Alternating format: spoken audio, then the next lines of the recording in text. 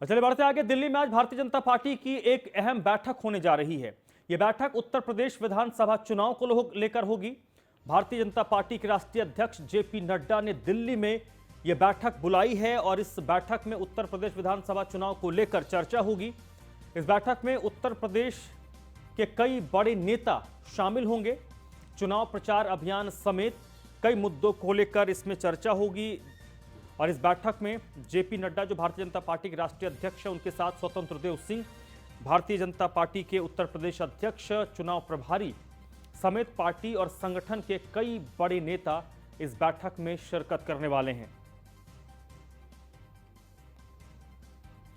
तो बड़ी खबर है, दिल्ली में आज भारतीय जनता पार्टी की अहम बैठक होने जा रही है। जेपी नड्डा ने यह बैठक बुलाई है। इस बैठक में उत्तर प्रदेश विधानसभा चुनाव को लेकर बीजेपी की अगली रणनीति क्या होगी, किस रणनीति के तहत भारतीय जनता पार्टी आगे बढ़ेगी। चुनाव समिति की बैठक हुई है, पहली बैठक हुई है चुनाव। इसके साथ साथ जो मैनिफेस्टो कमेटी है उसकी भी बैठक हुई है, उसको लेकर भी बातचीत होगी। चुनाव प्रभारियों ने उत्तर प्रदेश के अलग अलग हिस्सों में बैठकें की हैं, संगठन को लेकर कई सारी बैठकें हुई हैं। तो तमाम अपडेट राष्ट्रीय अध्यक्ष को दिए जाएंगे और साथ ही साथ चुनाव प्रचार अभियान को कैसे तेज किया जाए, क्या कुछ इनोवेशन उसमें लाया जाए ताकि ज़्यादा से ज़्यादा लोगों को भारतीय जनता पार्टी के साथ जोड़ा जा सके, उत्तर प्रदेश में बीजेपी एक बार फिर से रिपीट हो सके। इसको लेकर यह बड़ी बैठक आज दिल्ली में होने जा रही है।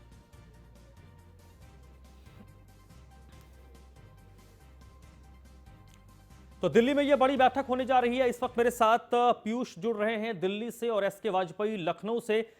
सबसे पहले पीयूष, क्या कुछ इस बैठक की रूपरेखा हो सकती है? माना जा रहा है कि जेपी नड्डा को तमाम जो अपडेट्स हैं उसको उत्तर प्रदेश भाजपा से जुड़े नेता देंगे और इसमें चुनाव की अगली रूपरेखा क्या होगी उसका खाका भी खींचा जाएगा।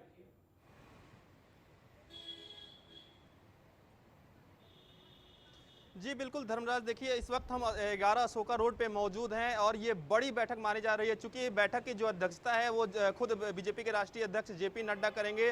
तमाम वो पदाधिकारी मौजूद होंगे, चाहे वो केंद्रीय मंत्री धर्मेंद्र प्रधान हो जिन्हें चुनाव का प्रभारी बनाया गया है, उत्तर प्रदेश चुनाव प्रभारी। इसके साथ ही राधा मोहन सिंह अभी यहाँ पे पहुंच चुके हैं और जो बीजेपी के प्रदेश अध्यक्ष है स्वतंत्र देव सिंह, वो भी थोड़ी देर पहले 11 अशोका रोड पहुंच चुके हैं। तमाम जो पदाधिकारी हैं उनका आना जारी है। अभी थोड़ी देर में भारतीय जनता पार्टी के राष्ट्रीय अध्यक्ष जेपी नड्डा भी आएंगे और निश्चित तौर पे उत्तर प्रदेश में विधानसभा के चुनाव है तो यूपी के जो नेता हैं जो यहाँ पे मौजूद होंगे, चाहे वो प्रदेश अध्यक्ष हैं या तमाम जो पदाधिकारी हैं, उनसे रिपोर्ट कार्ड भी लिया जाएगा और चुनाव को लेकर मंथन भी होगा कि किस प्रकार से रणनीति बनाई जाए कि भारतीय जनता पार्टी को कहीं ना कहीं आगामी विधानसभा चुनावों में जीत उनकी सुनिश्चित कराई जा सके। छोटे छोटे लेवल पे किस प्रकार से छोटे छोटे कार्यकर्ताओं को प्रोत्साहित किया जाए या जो राष्ट्रीय स्तर पे जो रणनीतियां बनती हैं उनको किस प्रकार से ग्रामीण स्तर तक ले जाया जाए। इसके साथ ही जो विपक्षी दल है, चाहे वो बसपा हो, समाजवादी पार्टी हो, आम आदमी पार्टी हो, तमाम दलों ने भी बिगुल कहीं ना कहीं फूंक दिया है, तो उसको किस प्रकार से टैकल किया जाए। लगातार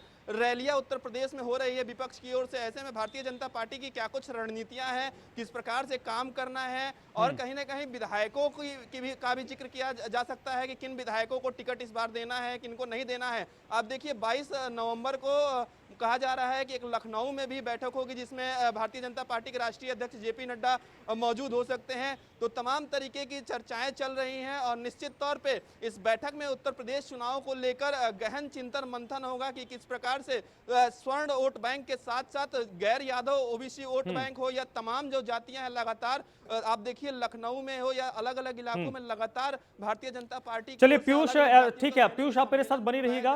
एसके वाजपेयी भी इस वक्त जुड़े हुए लखनऊ से। एसके, दिल्ली में जो भारतीय जनता पार्टी की बैठक हो रही है, लखनऊ में इस बैठक को लेकर क्या चर्चा है? बिल्कुल, अगर हम देखें तो बीजेपी के प्रदेश अध्यक्ष स्वतंत्र देव सिंह दिल्ली में ही हैं, यूपी बीजेपी प्रभारी राधा मोहन सिंह, उसके अलावा यूपी बीजेपी के चुनाव प्रभारी धर्मेंद्र प्रधान। ये एक बड़ी बैठक है जिसमें कहीं न कहीं कई बिंदुओं को लेकर विचार हो रहा है। तो निश्चित है कि यहाँ के जो वरिष्ठ पदाधिकारी हैं भारतीय जनता पार्टी प्रदेश पदाधिकारियों में, वो सभी दिल्ली गए हुए हैं। तो निश्चित है कहीं न कहीं बहुत सारे विषय हैं जिनको लेकर चर्चा हो रही है, क्योंकि 2022 को लेकर बीजेपी अपनी पूरी ताकत झोंक चुकी है। लगातार मुख्यमंत्री योगी आदित्यनाथ प्रदेश के अलग अलग जिलों का दौरा कर रहे हैं, प्रधानमंत्री मोदी, उसके अलावा गृह मंत्री अमित शाह, साथ ही साथ बीजेपी अध्यक्ष जेपी नड्डा के लगातार कार्यक्रम लगे हुए हैं। तो निश्चित है कि एक मंथन बैठक है जिसमें खास तौर पर कई महत्वपूर्ण बिंदु हैं जिन पर विचार होगा। सबसे बड़ी बात यह है कि यूपी बीजेपी कहां पर ऐसी जगहों को चिन्हित कर रही है जहां पर प्रधानमंत्री मोदी, साथ ही साथ गृह मंत्री अमित शाह, बीजेपी अध्यक्ष जेपी नड्डा, उसके अलावा स्वयं मुख्यमंत्री योगी आदित्यनाथ, जो बीजेपी के स्टार प्रचारकों की ये सूची है, इनको प्रचार करना है, उनके लिए अब तक क्या प्लान तैयार हुआ है यूपी बीजेपी की तरफ से, कहीं ना कहीं इस बैठक में इस पर भी मंथन होगा। दूसरा बड़ा विषय है कि किस तरीके से भारतीय जनता पार्टी 2022 में टिकटों का वितरण करे, जिसमें जो अपने विधायक हैं, सिटिंग विधायक हैं, कई विधायकों का टिकट कटना है, कुछ विधायक उम्रदराज हो गए हैं, इस वजह से उनका टिकट कटेगा। ठीक है, कुछ विधायक ऐसे हैं जो कहीं चलिए कई जो पहलू हैं जिसको लेकर क्राइटेरिया दिल्ली में अब से थोड़ी देर के बाद 11 अशोका रोड, जो भारतीय जनता पार्टी का पुराना कार्यालय है, वहां पर यह बैठक होनी है। नेताओं के पहुंचने का सिलसिला शुरू हो चुका है। पीयूष, बहुत बहुत शुक्रिया आपका, एसके वाजपेयी, लेकिन आप मेरे साथ बने रहिएगा। बढ़ते हैं आगे, भारतीय जनता पार्टी की ही बात करते हैं, जो अब 2022 के चुनाव के लिए विजयी संकल्प यात्रा भारतीय जनता पार्टी की तरफ से निकाली जाएगी। 4 अलग अलग जगहों से बीजेपी की यह संकल्प यात्रा निकलेगी और इस संकल्प यात्रा के जरिए भारतीय जनता पार्टी उत्तर प्रदेश के हर विधानसभा को कवर करेगी। तो बड़ी खबर इस वक्त की, भारतीय जनता पार्टी विजय संकल्प यात्रा लेकर निकलेगी और उत्तर प्रदेश के 403 जो विधानसभा सीटें हैं, उन 403 विधानसभा सीटों को कवर किया जाएगा। 4 यात्राएं अलग अलग जगहों से निकलेंगी और ये चारों यात्राएं लखनऊ में आकर खत्म होगी। 8 दिसंबर को सहारनपुर से इस यात्रा की शुरुआत होनी है। उसके बाद 3 अलग अलग जगहों से इसकी शुरुआत होगी और चारों यात्राएं एक साथ लखनऊ में आकर संपन्न होगी। तो अब भारतीय जनता पार्टी भी रथ विजय संकल्प यात्रा लेकर निकलने वाली है। अखिलेश यादव रथ लेकर निकले हैं, तो भारतीय जनता पार्टी भी अब यात्राओं के जरिए उत्तर प्रदेश को साधने की कोशिश करेगी। एसके वाजपेयी मेरे साथ लगातार बने हुए हैं और उस बीच बड़ी खबर इस वक्त आपको यही बता दें कि 8 दिसंबर से इसकी शुरुआत होनी है और प्रधानमंत्री नरेंद्र मोदी की अगर बात करें तो कल से प्रधानमंत्री नरेंद्र मोदी का 3 दिवसीय उत्तर प्रदेश का दौरा शुरू होने जा रहा है। कल से 21 नवंबर तक प्रधानमंत्री नरेंद्र मोदी उत्तर प्रदेश में ही रहेंगे। कल महोबा में कार्यक्रम होगा और महोबा में कार्यक्रम के बाद प्रधानमंत्री लखनऊ पहुंचेंगे। 19 और 20 नवंबर को लखनऊ में ही उनका रात्रि विश्राम होना है। प्रधानमंत्री नरेंद्र मोदी 3 दिनों तक उत्तर प्रदेश में रहेंगे। 19 और 20 नवंबर को उनका रात्रि विश्राम लखनऊ में होगा। महोबा में 6,250 करोड़ की परियोजनाओं की सौगात प्रधानमंत्री देंगे। उसके बाद 20 और 21 नवंबर को डीजीपी कॉन्फ्रेंस होनी है, तो डीजीपी कॉन्फ्रेंस में प्रधानमंत्री मोदी शामिल होंगे। इस कॉन्फ्रेंस में देश भर के जो डीजी पुलिस हैं वो शिरकत करेंगे, मौजूद रहेंगे। अटल एकता पार्क का प्रधानमंत्री नरेंद्र मोदी उद्घाटन करने वाले हैं। 21 नवंबर को लखनऊ से फिर प्रधानमंत्री मोदी बांदा जाएंगे। बुंदेलखंड इलाके को प्रधानमंत्री मोदी इस दौरान बड़ी सौगात देंगे।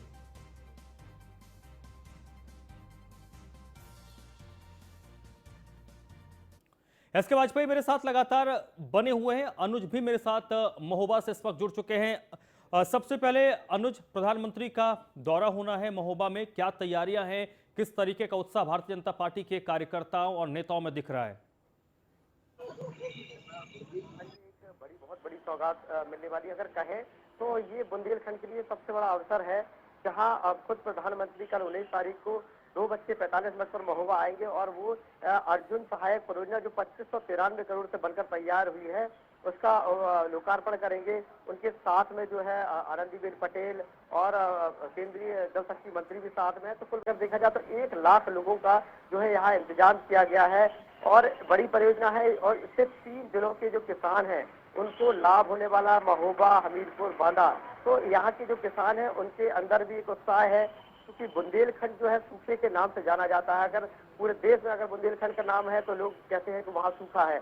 तो अब वो स्थिति होने वाली है कि 19 तारीख को जब प्रधानमंत्री महोबा आएंगे और वो परियोजना का उद्घाटन करेंगे और वो जो नहरें हैं जो लगभग 168 किलोमीटर लंबी नहरें हैं, एक मध्य प्रदेश से आके जो है उत्तर प्रदेश के 3 जिलों को जोड़ती है, तो उससे काफी सारा लाभ होने वाला है। जी चलिए, ठीक है अनुज, आप बने रहिएगा। एसके वाजपेयी मेरे साथ जुड़े हैं।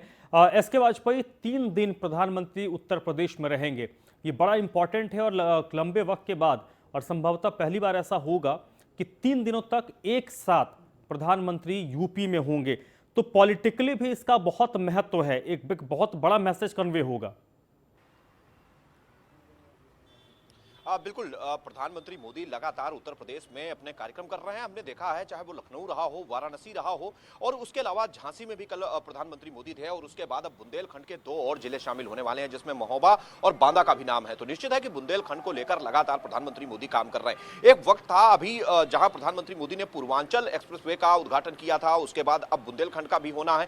प्रधानमंत्री मोदी लगातार कहीं ना कहीं एक मांग उठ रही थी 2017 जब भारतीय जनता पार्टी विधानसभा चुनाव लड़ रही थी कि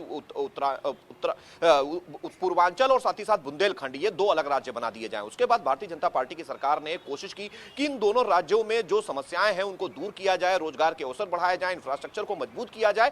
ये एक बड़ी वजह थी, कहीं ना कहीं इन सारी चीजों को लगातार लेकर भारतीय जनता पार्टी की सरकार ने काम किया। अब प्रधानमंत्री मोदी 3 दिवसीय दौरे पर यूपी आ रहे हैं, तो निश्चित है कहीं ना कहीं एक संदेश देने की कोशिश होगी। हालांकि अगर हम इन दौरों की बात करें तो महत्वपूर्ण 6200 करोड़ से ज्यादा की परियोजनाएं हैं जिनका शिलान्यास लोकार्पण प्रधानमंत्री मोदी महोबा में करने वाले हैं। तो निश्चित है बुंदेलखंड का जिला है और कहीं ना कहीं एक संदेश बुंदेलखंड के लोगों को देने की कोशिश होगी। उसके बाद चलिए एसके बहुत बहुत शुक्रिया आपका, अनुज आपका भी बहुत बहुत शुक्रिया। तो 3 दिनों तक उत्तर प्रदेश में ही रहेंगे प्रधानमंत्री नरेंद्र मोदी। बढ़ते हैं आगे और अब दिल्ली की बात करते हैं।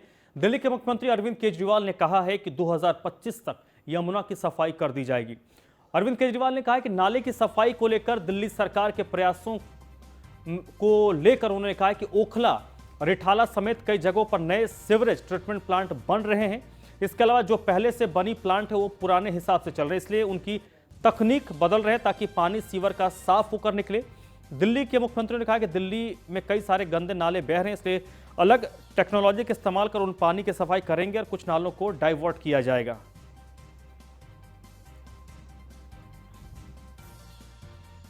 यमुना पार वाला ईस्ट दिल्ली वाला जो एरिया है वो पूरा का पूरा सीवर नेटवर्क लग चुका है, लेकिन कितने सारा वहाँ से भी नालियों के अंदर कितना गंद बह रहा है। क्यों?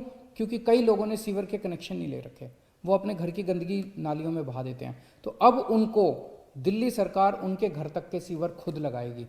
100% सीवर अब आगे से यूपी सरकार के प्रवक्ता सिद्धार्थनाथ सिंह प्रियंका गांधी के बयान का पलटवार करते हुए कहा है कि ये मोदी और योगी का युग चल रहा है, यहाँ किसी का चीरहरण नहीं होगा, क्योंकि जो कृष्ण का सुदर्शन है उसे मुख्यमंत्री योगी संभाल रखे हैं। आपको बता दें, कल महिलाओं में जोश भरते हुए प्रियंका ने कहा था कि बहुत हुआ इंतजार, अब सुनो द्रौपदी शस्त्र उठा लो, अब गोविंद न आएंगे। और उनसे कब तक आस लगाओगी, कैसी रक्षा मांग रही हो दुशासन के दरबारों से। इसी पंक्ति को लेकर सिद्धार्थनाथ सिंह ने पलटवार किया है। वाड्रा जी, आपको बताना चाहता हूं कि ये दुर्योधन युग नहीं चल रहा है, ये मोदी योगी युग चल रहा है। और इसमें द्रौपदी का चीरहरण नहीं होएगा, क्योंकि जो कृष्ण का सुदर्शन चक्र है वो योगी जी ने संभाल रखा है। और कोई भी दुर्योधन बनेगा तो उसका हर्ष वही होएगा जो महाभारत में। नाना करने के बाद आखिरकार अखिलेश यादव ने विधानसभा चुनाव लड़ने का ऐलान कर दिया है। विजय रथ यात्रा के दौरान अखिलेश यादव ने यह बड़ा बयान दिया है। अखिलेश यादव ने कहा है कि मैं यूपी विधानसभा का चुनाव लड़ूंगा और मेरे चुनाव लड़ने पर पार्टी जल्द ही फैसला लेगी। आपको बता दें कि पहले अखिलेश यादव ने चुनाव लड़ने से इनकार कर दिया था। तो यूपी चुनाव से जुड़ी आज की ये सबसे बड़ी खबर है कि अखिलेश यादव इस बार चुनाव के मैदान में होंगे। लेकिन सबसे बड़ा सवाल यही है कि अखिलेश यादव अगर चुनावी मैदान में होंगे तो वो कौन सा विधानसभा होगा जहां से अखिलेश यादव प्रत्याशी होंगे।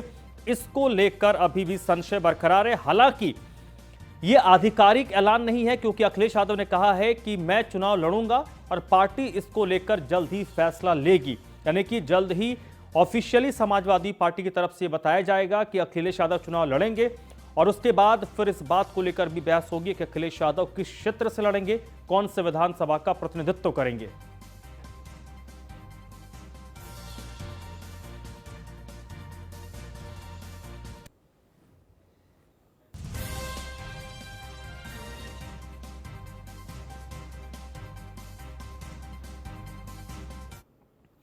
केंद्रीय मंत्री स्मृति ईरानी अपने संसदीय क्षेत्र के दौरे पर हैं। मऊ अतवारा इस वक्त पहुंची हैं, जहां पर बीजेपी के वरिष्ठ कार्यकर्ता मानधारा सिंह से उनकी मुलाकात हुई। स्मृति ईरानी हर घर दस्तक कार्यक्रम के तहत हिस्सा लेंगी। स्कूली बच्चों से भी स्मृति ईरानी ने मुलाकात की है और स्कूल जाकर पढ़ाई को लेकर उन्होंने बच्चों से चर्चा की है, उनसे पूछा है। बच्चों ने भी स्मृति ईरानी का स्वागत किया। हालांकि इस दौरान कई जगहों पर बच्चों के मास्क नहीं लगाने पर केंद्रीय मंत्री ने प्रिंसिपल को सख्त हिदायत दी है कि कोविड के प्रोटोकॉल का जरूर पालन करवाया जाए।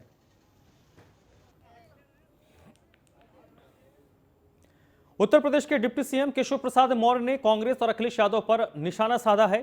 क्या कुछ उन्होंने कहा है वो आपको हम सुनवाते हैं। कांग्रेस के लिए मुझे कुछ कहने की आवश्यकता नहीं है, लेकिन कांग्रेस इतिहास के पन्नों में दर्ज होने के तमाम सारे रास्ते निकाली है। जिस प्रकार से राम भक्तों को, राष्ट्रभक्तों को, राष्ट्रभक्त हिंदू संगठनों को ब्लेम करने और जिस प्रकार से श्री राहुल गांधी जी की भाषा, जिस प्रकार से कांग्रेस के नेताओं की भाषा, वो भाषा निश्चित तौर से कांग्रेस को रसातल में ले जाने के लिए पर्याप्त है।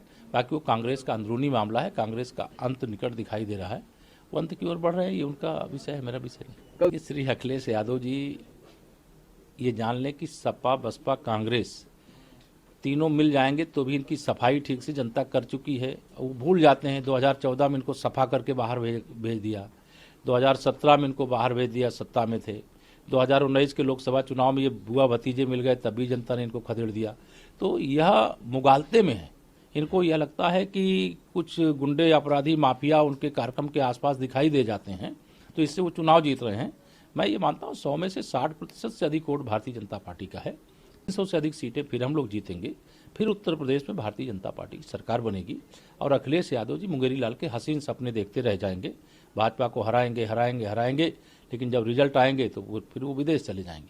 कांग्रेस 2014 में 2 सीटें जीती थी लोकसभा की, 2017 में समाजवादी पार्टी से गठबंधन किया तो 7 विधायक इनके जीते थे। 2019 में सपा बसपा के समर्थन से लड़े तो इनके राष्ट्रीय अध्यक्ष और इनके सगे भाई अमेठी से चुनाव हार गए। अब 2022 में मैं मानता हूं अगर प्रियंका मैडम 7 सीटें जीत जाएंगी तो मैं समझता हूं उनका विश्व रिकॉर्ड माना जाएगा। मुझे 7 से भी कम संख्या उनकी सिमटती हुई दिखाई दे रही है।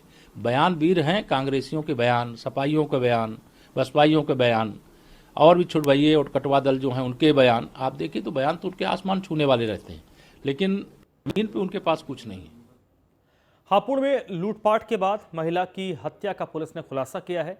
12 अक्टूबर को बकरी चोरी के विरोध करने पर बदमाशों ने चाकू मारकर महिला की हत्या कर दी थी। पुलिस ने 15,000 इनामी सहित 3 बदमाशों को गिरफ्तार किया है। वहीं 2 बदमाश भागने में कामयाब रहे। बदमाशों के पास से पुलिस ने तमंचा, कारतूस और एक कार बरामद की है।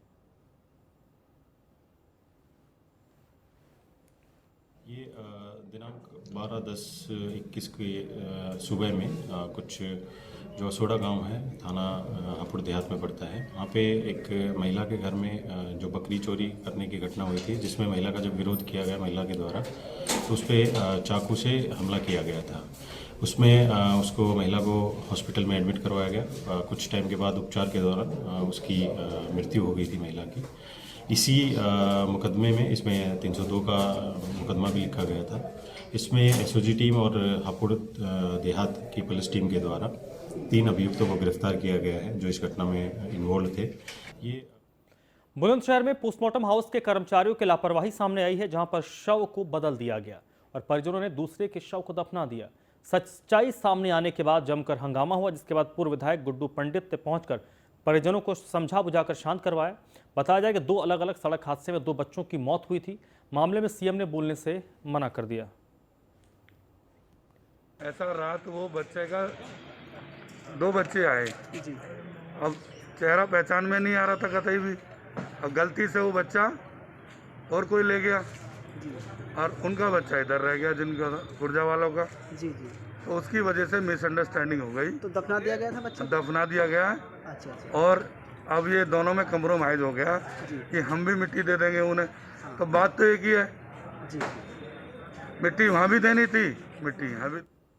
इस बुलेटिन में फिलहाल इतना ही।